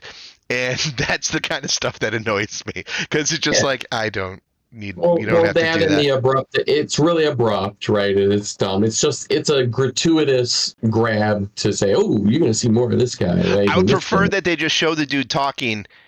Maybe cut. You can kind of see a lightsaber hanging from his belt, and then have the lightsaber light up when it's needed. I don't need that. I do like the abruptness of how both episodes ended, though. It ends with that. I wish it would have just ended with him talking, and then I love how the second one ends with the Wookiee grabbing the gun and bending it in half. I love that end. That's great. It's just so abrupt and jarring. I think a lot of people have a problem with it. Yeah, I like that, though. I like it. So you know why people have a problem with it is because they've been so fed like 10 episodes at a time where you could just go right to the next episode. So my parents, when they sit back and watch all 10 episodes or however many episodes of the Acolyte they're going to have, I don't even know, that won't affect them because they're just going to watch that second episode. Oh, look at the Chewie guy bent the gun. I could watch the next episode immediately and see what's up with Chewie guy. You know, it's not going to affect them. And I like abruptness. Because it makes me want more. It's abrupt, and it's like, what's up with that Wookiee? I want more Wookiee. Yeah, it's just, I don't know. It's the way it's done. Like the content of both of those scenes is so. It's just like it just seems very gratuitous. With the lightsaber, I give you. I get the lightsaber light very gratuitous. A Wookiee Jedi, right? That's the other part, right? That's very. It just seems very gratuitous. I think it would be worse. Jedi? What do you like? Racist against Wookiees? What's up? It'd be way worse if it was an Ewok. But he's a Jedi, right? Yeah. Okay. And what does he do? He gets angry when these guys come Jedi and confront him. Also, he's a Wookiee, and what are Wookiees? But why would he be a Jedi if he's an angry Wookiee? Because Wookiees, he's living in solitary by himself. Wookiees are very pack creatures. he Wookiees was just always live scaring with those others. guys off. He was scaring those guys But off. at the same, I think it was a defensive move. He pulled a gun and broke it. He could have shot them. That would have been an aggressive Wookiee. But anyway, he is a guy who's probably suffering the same way that the guy who killed himself is over whatever happened back in the day. Living on his own, Wookiees don't live by themselves typically. Wookiees are very communal creatures. Yeah, you roll your eyes because you don't know the lore, Dan. You don't know the lore. Dan, you're a pretty nerdy guy. I heard you say stuff about Diablo that broke my head. You had the earlier. first half hour of Diablo nerdiness. I get my half hour of Star Wars nerdiness. Just let me interject. There's two things in the show that I thought that stood out as being stupid, and I thought it was the stupid little pocket droid. Like, there's the Christmas I like the gift pocket droid. He's not a pocket droid. He's Pip-Boy. Whatever. He is called Pip. His name is Pip. It's Pip-Boy. It's it's whatever. I don't care. That was dumb. And then the line where he says, "I got a bad idea. I got a bad feeling for this." Oh, you gotta say that's it. freaking. It's so overdone at this point. Now, Keep people saying listening to this show are like, "These old guys." No, I'm fine with it. I'm good with it. Nope. I actually did not think that was dumb. So I like that too. I'm fine with it. The writers just we can't write anything good, so we'll just reuse stuff. I mean, you guys are talking about this kind of stuff. None of it compares to the chase scene in Obi-Wan Kenobi where Princess Leia is being chased by Flea, and Flea is thwarted by a twig. I got more. You guys are talking. None of this is as dumb as the Boba Fett Vespa scooter chase scene. There's through nothing Tatooine. to really complain about on the show. I mean, nothing is even close to those dumb things. Because we're watching and when I watch stuff, anything, right? I actually hate talking with people around me, right? I want to watch it and consume it and then talk about it later, or maybe on a second viewing talk, right? Me too. And as we're talking, the first 20 minutes of episode 1, Braden was pissing me off because he was talking because he is a geek for this stuff like you are. Like, he's watched every video on this stuff. He knows it all. And he's complaining the entire time about how dumb everything is. And by the time we get to episode 2, I'm like, all right, yeah, some of this stuff is just dumb. And now I'm talking about it. So my next major dumb thing is when Sol confronts May in that courtyard, right? And Yord is up on the balcony, Overwatch, right? Oh my God, Okay. yes. So you got it too, right? Let me set this up. They're showing them doing a little fighting, right? And the camera pans up, and you see Yord about 20 feet away on a balcony. In the next shot, he's got freaking binoculars watching it. And in that shot, it goes literally, it pans from here to there. He's 20 feet away using binoculars. He's not. He's recording it. He's recording it. No, he's recording it as evidence. I was like the same thing. I was like, no, I think he's recording it as evidence. Later on, they show another shot, and he's much farther away. And I go to Braden, I go, why the hell does he have binoculars? He's 20 feet away, and everybody goes, I was thinking the same thing. Okay, no, I'm pretty sure he's recording. Dude, but the spatial difference, if that changes, that's just shitty editing. It's dumb. That would be really bad editing. Dumb. But if he's recording it makes perfect sense. Yeah, but they're doing a crime scene investigation. They're collecting evidence. Dude, yeah, it's dumb. Not last thing, but another dumb thing. No. Is right? it dumb if he's recording it? He's got binoculars. Why would he need to record? Recording with the binoculars. He's recording with the viewer. No, he's right. Zoomed in. But that's the biggest freaking camera. Like, what's up with the future? Like, the Star Wars doesn't have doesn't have circuits. They haven't come out with the printed circuit board, and they're like on Fallout technology. No, they had the whole. Star Wars think about look at all the Star Wars technology. Then why is the droid so small and fits in her pocket and can do everything? It doesn't. It's just a tool. No. Yeah, dude. Droid. So, all right, that same fight scene, right? And I'm going back to your twig now. Okay. May thwarts two Jedi, a Padawan, and an ex-Jedi by throwing dust in their eyes. Come on. I don't know, man. If you're going to get upset about stuff like that. I don't know. I saw that coming. I'm like, oh, this is an old classic. Yeah, that's classic. That is a classic ninja trope. That's classic, totally. like Kung Fu theater trope.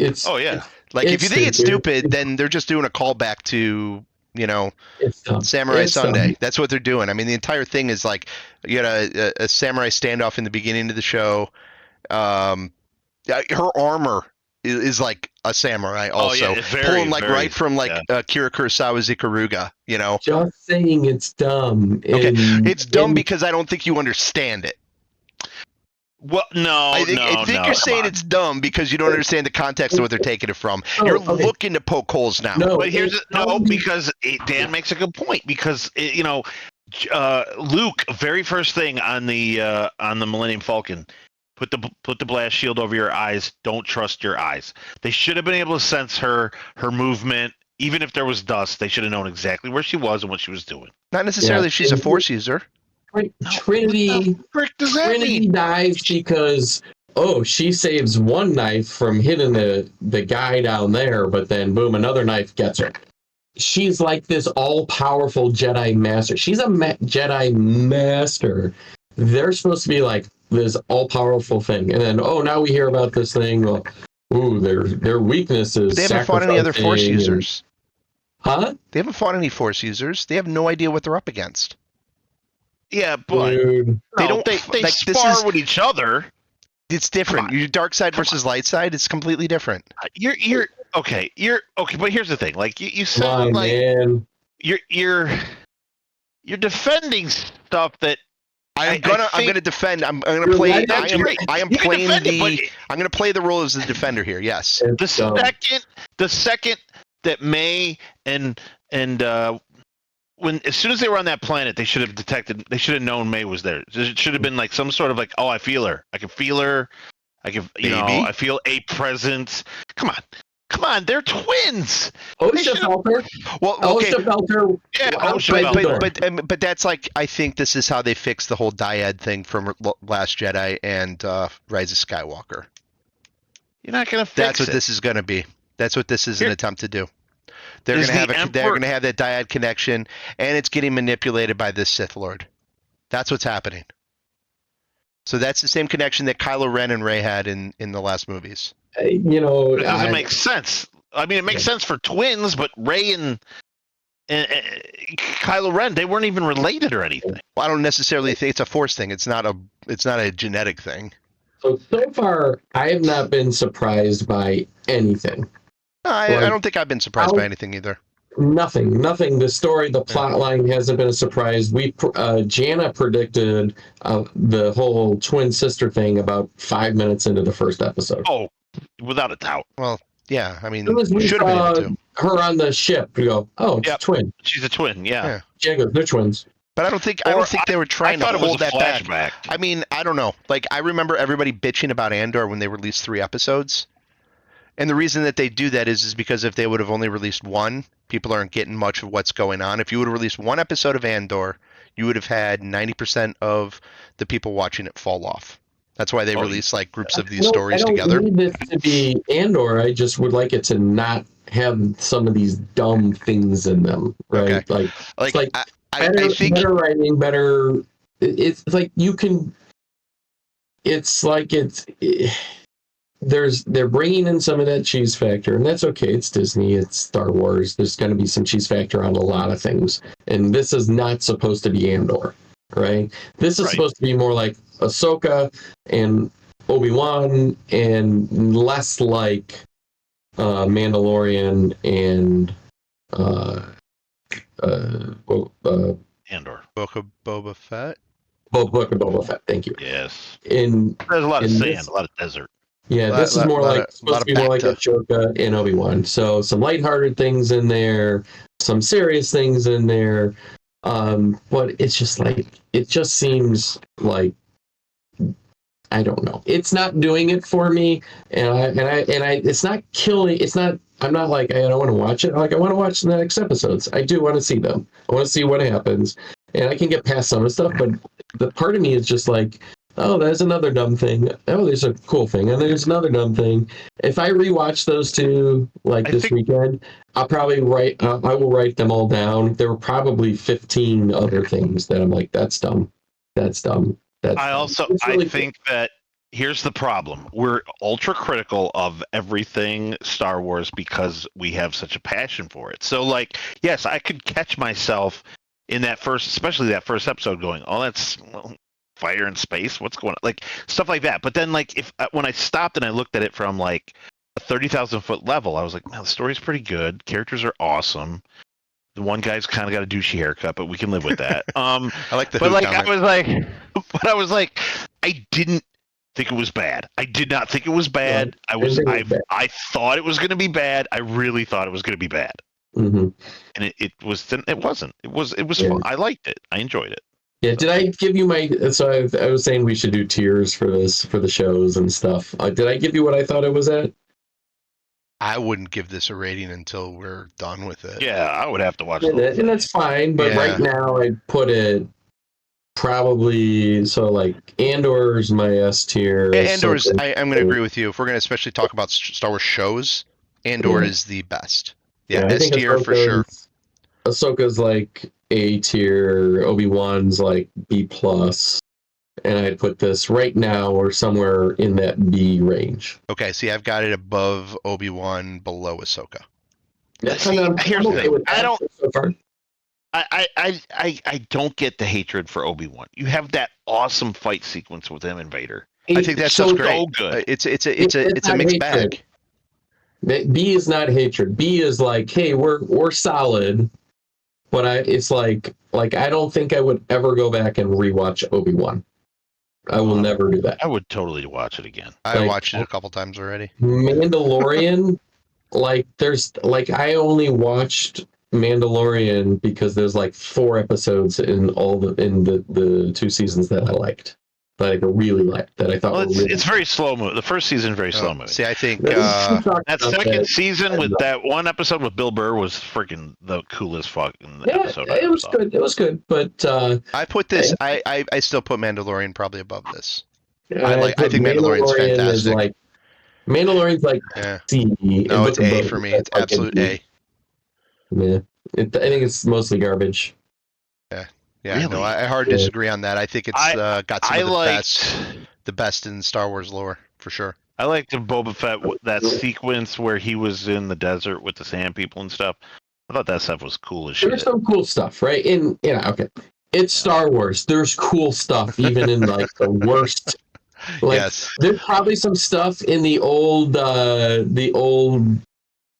TV series with on Endor with the Ewoks that probably kind of cool. Like there was. They had those little like tools that could light fires and shit. I was like, yeah, I want one of those. But the holiday special does have the Boba Fett cartoon. That's kind of cool. The holiday special. But that's the only thing that's good out of that is that cartoon. That cartoon's excellent. Yeah. So anyway, I think this is a solid that B+. I put it same level as Obi-Wan, maybe a little bit below, but with maybe the ability to go above Obi-Wan. And who knows? Maybe it'll even surpass Ahsoka. There's no way it's going to surpass Andor for me. No way. No, probably won't. But I still think the fight sequences were really good. The Jedi were so dude, they didn't even try. They were just like, yeah, whatever. Bam, bam, bam, bam. It was so awesome. I am going to make a prediction for this show. Not about the content necessarily, like the plot or anything, but I'm going to call right now episode 3 and 7 will be by far the best episodes, and the rest will be meh. Well, did you just correct the formula? 3 and 7. Do we even know there are 7 episodes? Do we even know this? There are 8 episodes. There are 8 episodes. Okay. Yeah. And I'm calling that because of who's directing those 2 episodes versus the rest. Who's directing those 2 episodes? Kogonada, who is he's an award-winning director, but not for the commercial things that he has directed. He did a series of video essays that are really well thought of, and I always preface this: I've not seen any of his stuff, but he has only done 2 like non-essay like videos. Like, so your sports book is going way off right now on the DraftKings right now. Like, yeah, I'm going off you are because calling it. is, You are you are all in. I love it. I love it. Okay, Can you I've written down. Can you bet on TV shows on DraftKings? No, yeah, I was totally joking. no. Maybe you can. This guy is the freshest of the directors on here, and is bringing the least amount of baggage, and have the freshest take on things that. Well, who are the other directors? So the woman who directed the first 2 is Leslie Headland, who did Russian Doll. Yeah, she did Russian Doll. She's good. Yeah. And I don't really have a problem. Like, obviously, if I'm putting it like with, just below Ahsoka, maybe a little bit above Obi-Wan or right around Obi-Wan, I don't hate it at all. Like, I like it. I have fun. We watched both episodes back to back. I didn't want to turn it off, and I wish there was a third episode. Yeah, no, I'm really excited about episode 3. So I'm being critical, but because there's some things that are just like really ruined it from being that A or S tier kind of a show for me. My expectations are always going to be low for all of this stuff, and I'm always pleasantly surprised. And like, yeah, I mean that's how I live life. Like I do have high expectations for Andor, and I also did have high expectations for Andor going in, knowing what was put into it.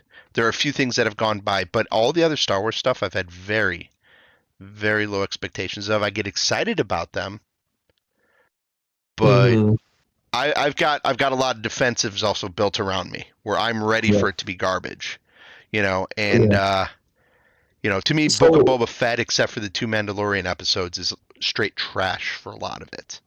Okay. With some cool stuff thrown in there. It is. With some cool stuff. There's some cool stuff in there, but so the other directors, one, and these are 4 and 5 very well could be those 2 best episodes, because Alex Garcia Lopez is the director of 4 and 5. He did a lot of the Daredevil episodes. Yeah. Okay. Yeah, and I really like those, so I'm hoping he brings that to the table there. But I'm just going with like Fresh Blood. Kogonada has like the fewest credits of anybody, and all this stuff is like he's done award-winning video essays, right? So Robert Rodriguez did my favorite episode of Mandalorian, and then he totally blew it on Book of Boba Fett. So yeah. So episode 6 is directed by Hanel Culpepper. I don't know who they are, but he has directed TV shows for a ton of shit TV.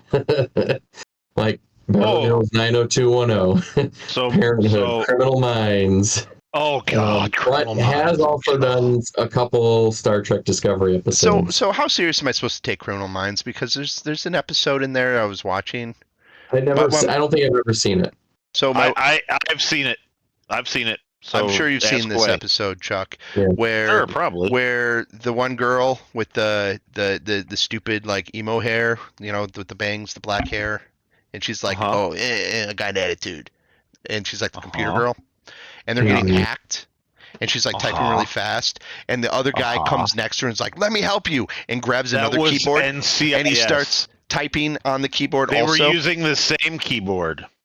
They're using the same keyboard, and they're both typing on the keyboard really fast to be unhacked. That was NCIS, bro. That was NCIS. Oh my God. Okay, I thought it was. And let me ask you a question. They're all the same to me. They're all the same to me. See, they're all garbage. You see this a lot in TV where like there's one person like over in the corner typing away, like type, and you're like, what the?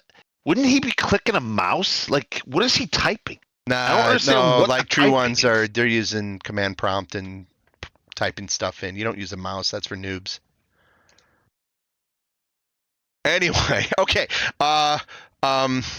You suck. Hey, I'm actually not lying about that too. I know. You're right. Yeah, there's a thing there. And having the right feedback on your keyboard's a big deal. let's wrap. Yeah, should have wrapped an hour ago. Nah, Looking at this my is thing. good. This is fun. I'm gonna make sure that I have Acolyte all over our title so people listen to it, because the last episode, I don't know a lot of the scientists, didn't get a lot of views. But when I put like the Fallout series Good is episode, great, I though. get a lot more views on it. So Yeah, that's I'm true. gonna play these algorithms and try to talk up Star Wars, Acolyte, review, discussion, Diablo 4, Yeah. episodes 3 and Season 4. 7. Everything else is meh. Yeah. There you go. I wrote it down. So we're gonna visit after. We're gonna see if 3 like knocks it out of the park, and I really hope it does. And I think we all do. Can I make one more comment? Absolutely. Sure. When I look at Please. like I'm looking at the directors, right? Uh-huh. And not only is it had 5 different directors, right?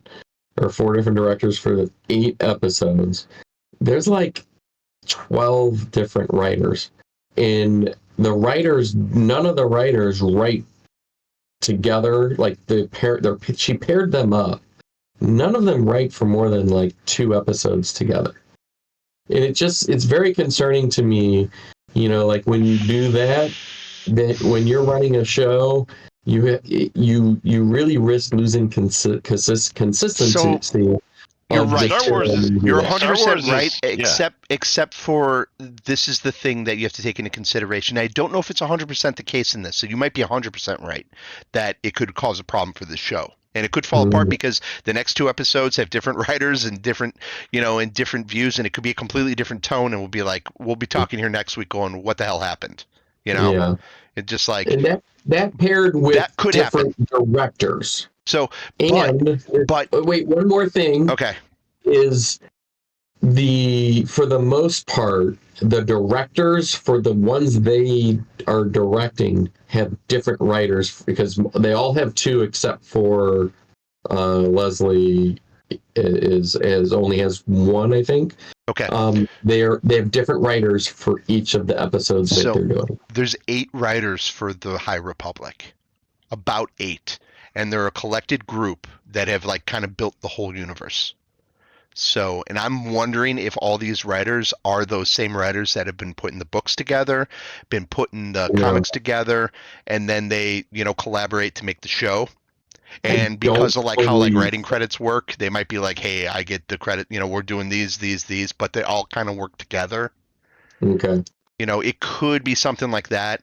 We could probably do some research and find out if that's the case.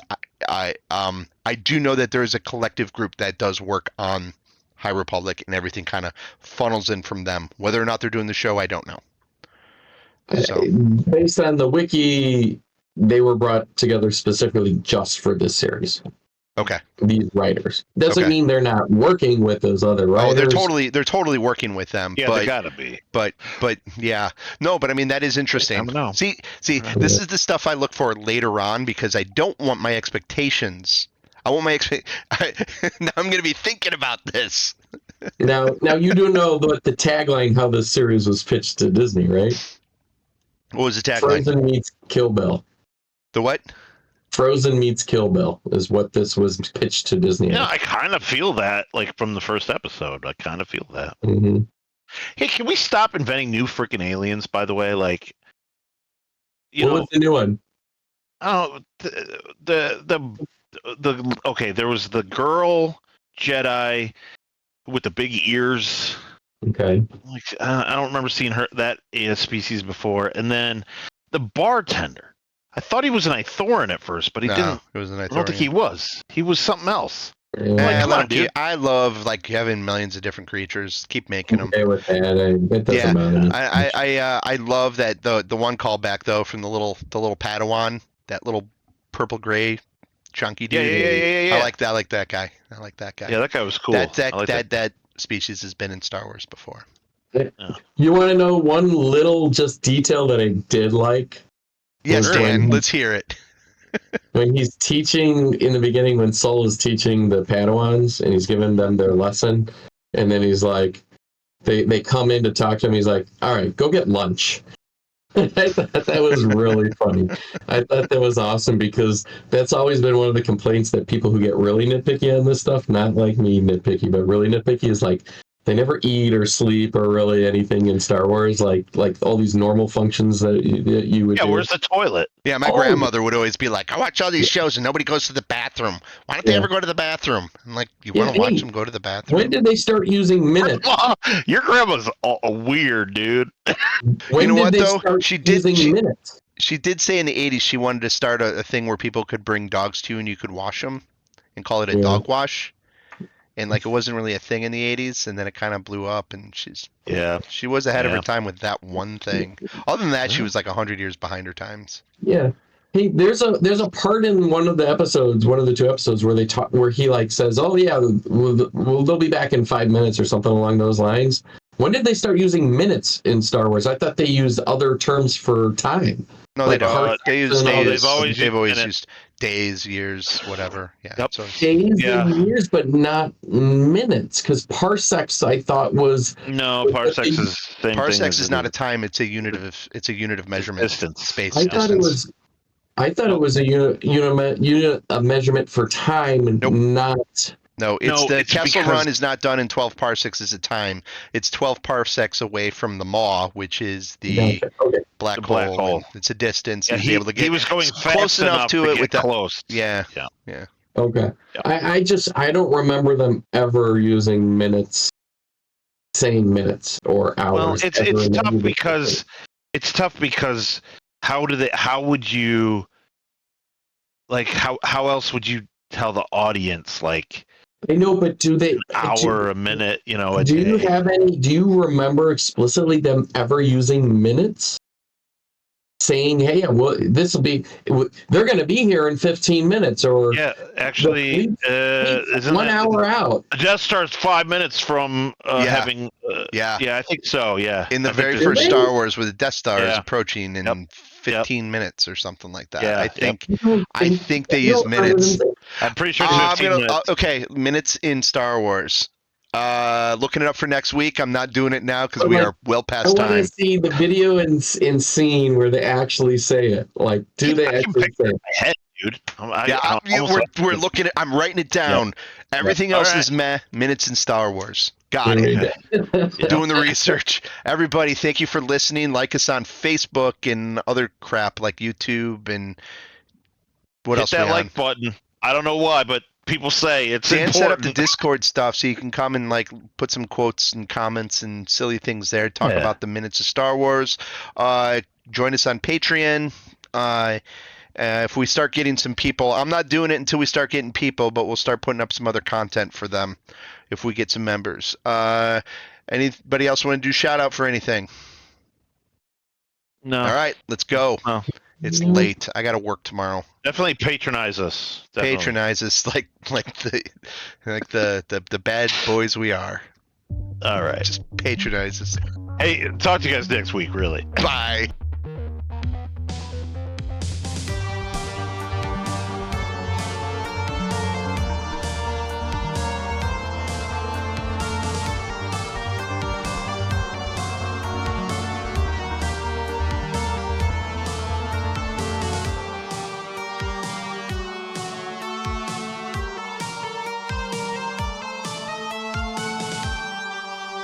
You didn't want to do a Drax voice there? I don't know what a Drax voice is. What is it, like lower? Like it's you don't know who Drax is? I know who Drax is, bro. I don't know if I can do voices. Okay, that's fine. We're keeping it. We hit it first time. Bam. All right.